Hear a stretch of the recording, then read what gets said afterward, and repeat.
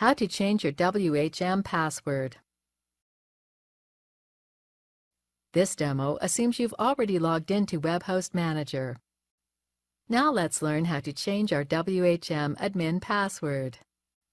Click the Account Functions link. Then click Password Modification. Remember that the WHM password is the same as the cPanel password for your main account.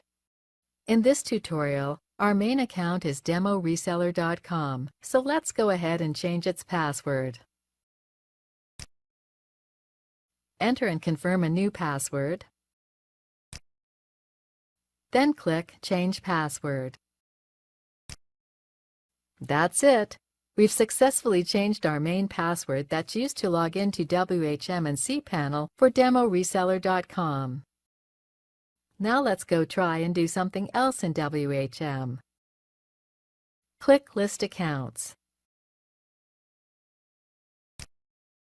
Since we've just changed the WHM password, we are required to log in again before we are able to do anything else in WHM. Log in with your new password. We are now logged back into WHM. This is the end of the tutorial. You now know how to change your WHM password.